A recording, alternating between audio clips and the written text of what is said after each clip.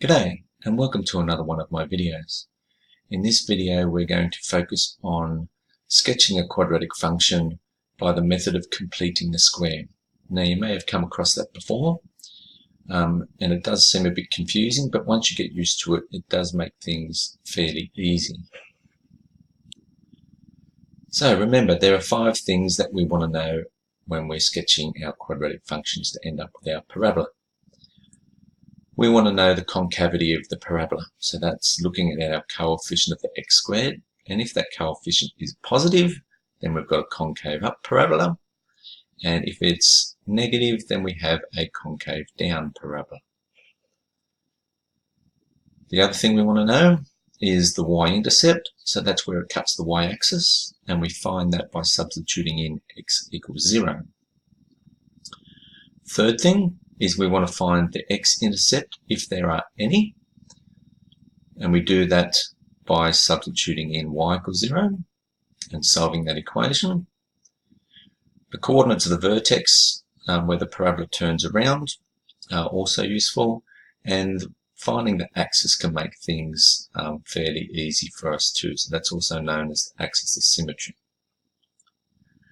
Now we can do these in different orders, and in fact what we'll do is we'll probably put a step in between by actually completing the square when we're doing some examples.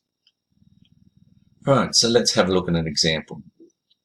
So I've done this one before in a different video, but let's have a look how we do it by the method of completing the square. So again, let's have a look at our concavity. So we're looking at our coefficient of the x squared. And although there was no number there, there was actually a 1 sitting in there. So our coefficient of the x squared is 1. So that means it's concave up. So we've got a parabola that looks like this. Okay. We're now going to have a look at the y-intercept. Now you might already be able to see that. So we substitute in x equals 0 into our quadratic function.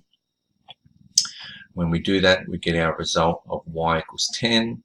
Which is the same as our plus 10 on the end here, our positive 10. So we've got a positive 10 result. So we now know where it cuts the y-axis. Okay, so now we're going to complete the square. So this is a little bit different from what we've done before. I'm going to complete the square before I do anything else. So I take my y equals x squared minus 6x plus 10. And what we're going to do is we're going to look at just the terms with x's involved. So our x squared and our x. And we're just going to ignore this positive 10. So we're going to leave it alone to start off with. So you should have done the method of completing the square before, but I'll quickly go through the explanation as we work through this. So what we want to look at is just the coefficient of the x term to start off with, and it's negative 6. Okay, making sure you get that negative with it. Okay, and now we halve that coefficient of the x term. So a half of negative 6, and we get negative 3. Okay, so we halve that, we get negative 3. And then that negative 3, we've got to sort of remember that, or we have it written down like I've got here, because that will help us with a part in a moment. Now what we do is we take that negative 3 and we square that. Being careful that we're squaring negative 3, we end up with a positive answer. So if you're doing it on the calculator, put it in brackets. So negative 3 times negative 3 is positive 9. If you don't put your brackets or grouping symbols there, you'll end up with negative 9. So be careful. Now what we do is we're going to take that 9 and I'm going to put it after the negative 6x, but I can't just add 9 and not do anything else because that changes the whole equation. So I'm going to add 9 and subtract 9. So what I'm essentially doing is I'm adding 0 in there, but I'm making it look more complicated by adding that 9 in there. What that does is it makes this part a perfect square. Okay, so I'm going to have that negative 9 and that positive 10. That's going to be on the end, but this other part here is going to be a perfect square. And if I try and factorize that, I get x minus 3 all squared. Now that happens to be that value there. So that minus 3 is that value there. Okay? And then negative 9 plus 10 is positive 1. So what we've basically done is now completed a square. We've got a perfect square in there, plus a constant, and that's going to help us with this. Okay, now this is in the form of y equals x minus h all squared plus c. And from earlier videos that I've done, this is a horizontal shift of the parabola, and this is a vertical shift of the parabola. So we've got a horizontal shift of 3, so the x value that makes that 0 is x is positive 3. So the parabola has moved to the right 3. And then we have a vertical shift of plus 1. So if you're not sure of that, go have a look at one of my other videos that goes through that explanation. And now that we've got that, we can just read off the coordinates of the vertex. So there's our completed square. The coordinates of the vertex are now the x value. That makes that 0, which is 3, and then that vertical shift up there. So the horizontal shift and the vertical shift tell us the coordinates of our vertex. Now we can try and read off our axis. It ends up being quite simple when we've got it in this form. It's just the same value of x equals 3 there. So I haven't had to do anything different. I've done my vertex before I've done my axis. It doesn't matter, and in fact I don't really need to have this axis, but sometimes it's useful for some reflective properties. Now let's find the x-intercept. So we substitute in y equals 0. So remember, we're using our completed square version of it, and what we can do is subtract 1 from both sides. So we get this perfect square equal negative 1. And so we find the square root of both sides. Being careful, because the squared, you can have a positive number squared and a negative number squared to end up with that result. And what you'll find is we get a negative underneath the square root sign. So our discriminant part is negative. And we can't find the value of negative 1, so the square root of negative 1 in our course here. So what happens is there is no solution. So it's one of these parabolas that doesn't touch the x-axis,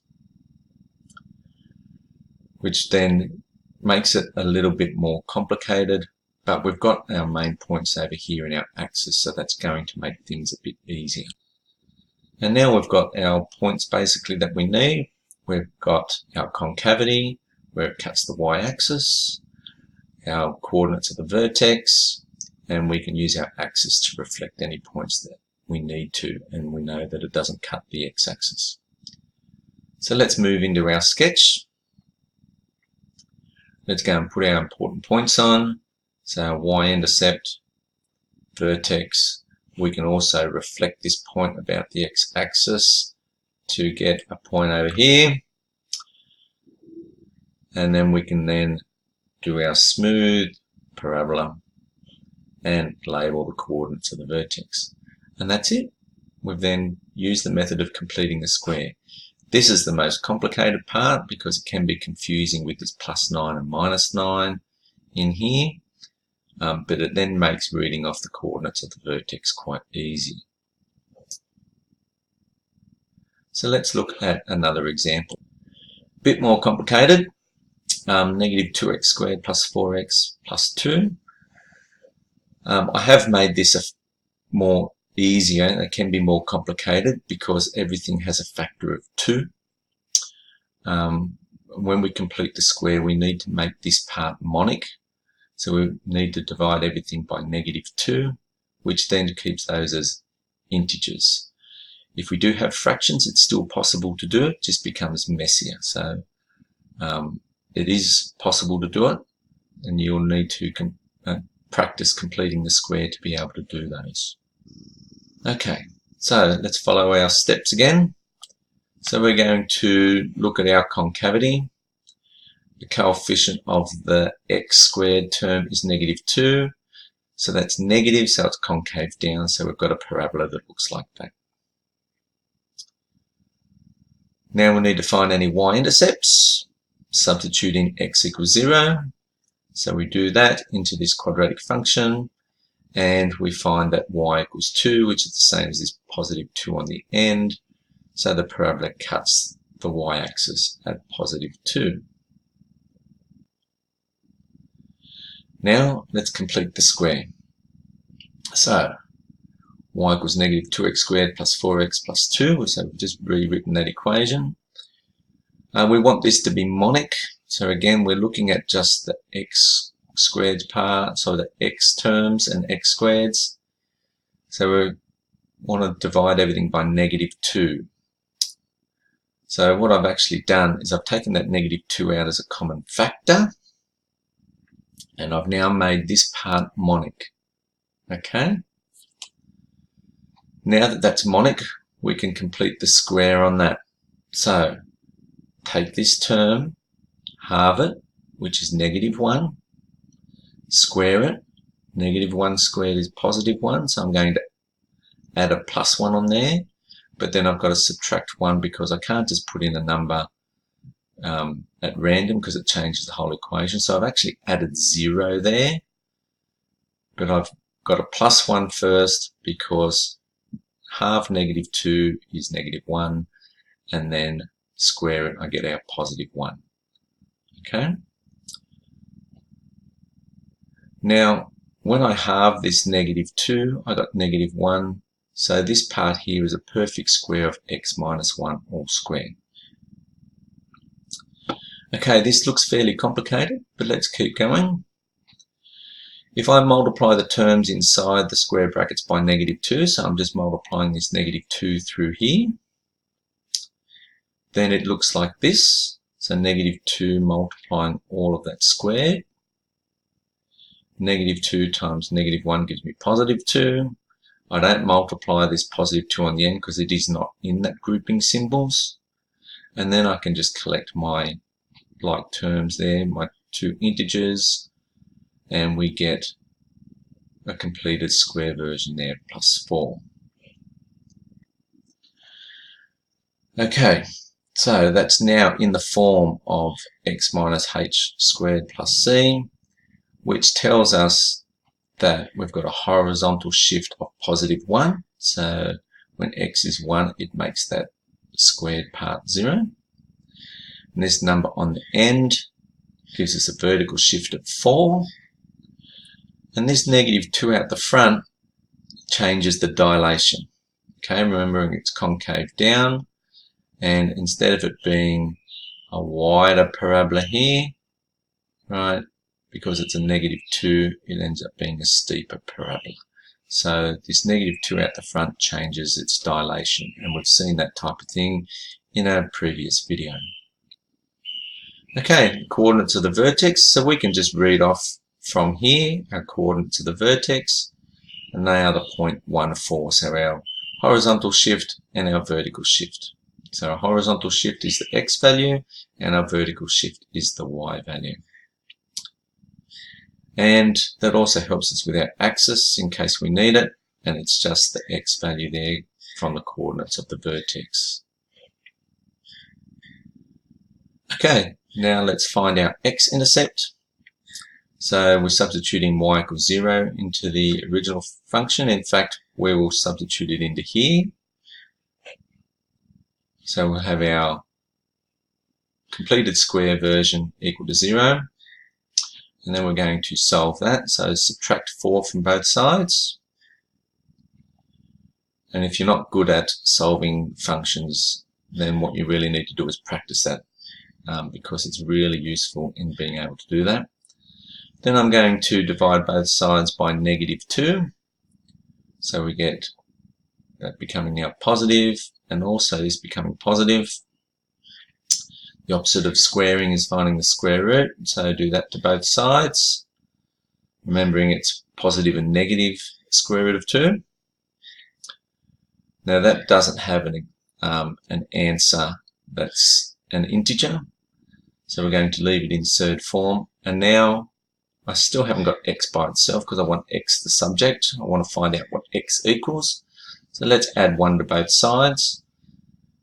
Now normally we'd put it on the end, but we should have the integers before the thirds.